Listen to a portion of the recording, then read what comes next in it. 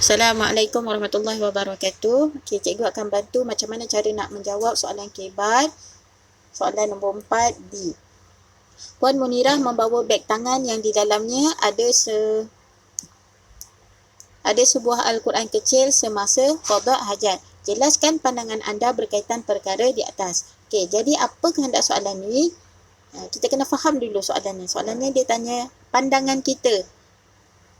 Sekiranya Puan Munirah bawa beg tangan, dalam beg tangannya ada Al-Quran dan dibawa masuk ke dalam tandas. Okey, jadi apa pandangan kita? Jadi, untuk menjawab persoalan ni, bahagian isi mesti kita kena bagi pandangan kita sama ada perbuatan tu tadi dibolehkan ataupun tidak. Okey, jelas? Dibolehkan ataupun tidak. Untuk bahagian isi sahaja. Itu yang terbaik. Okey. Tadi cikgu ada bagi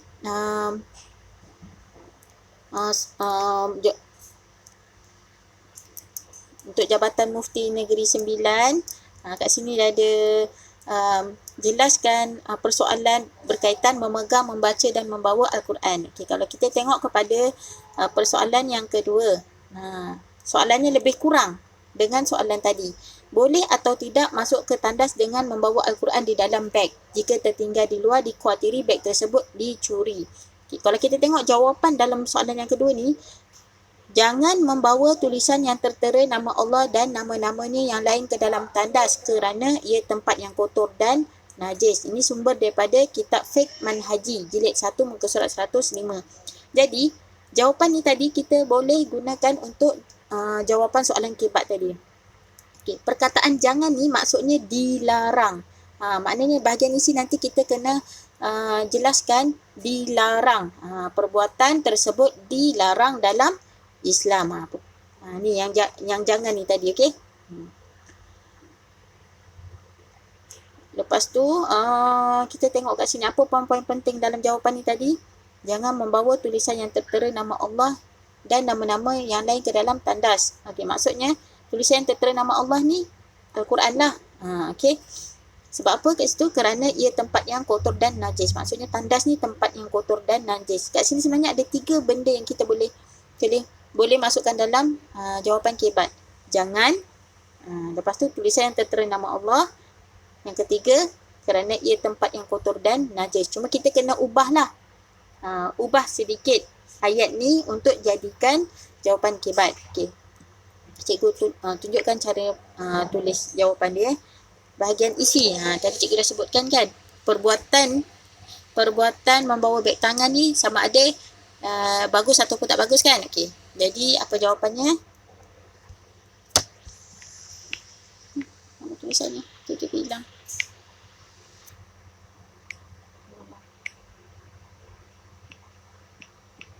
Tulisannya.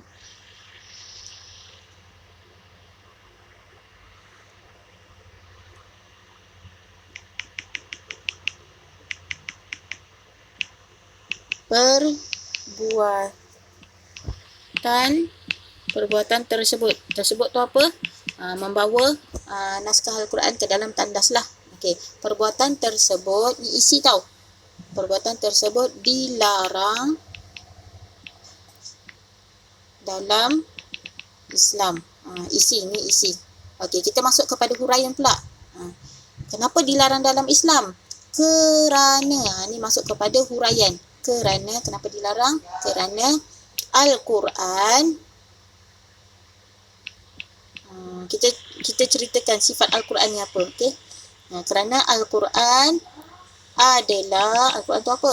Al-Quran adalah kitab suci yang mengandungi kalamullah. Kalamullah ni apa? Kata-kata Allah. Jadi ni adalah huraian kepada isi tadi. Cikgu ulang, isinya apa? Perbuatan tersebut dilarang dalam Islam. Fokus kepada soalan. Soalan tanya pandangan kita kan berkaitan dengan bawa beg masuk ke dalam tandas kan. Bawa beg yang ada Al-Quran masuk ke dalam tandas. Jadi kita kena jelaskan isi dia. Perbuatan tersebut dilarang dalam Islam. Kenapa? Huraian dia, kerana Al-Quran adalah kitab suci yang mengandungi kalamullah. Okey. selesai untuk isi dan huraian. Huraian lengkap, kita boleh tambahlah apa fakta penting. Okey. Contoh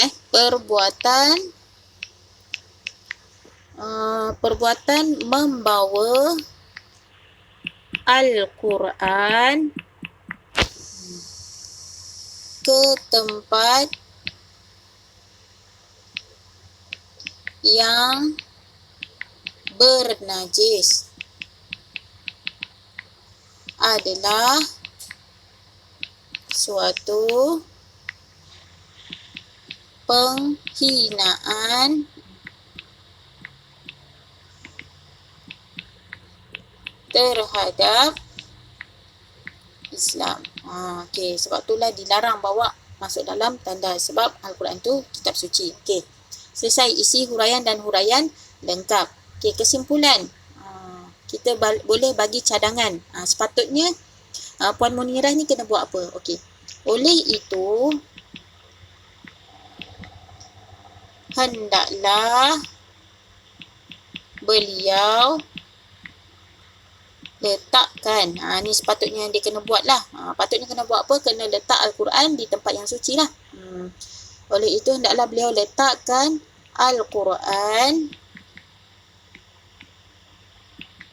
di tempat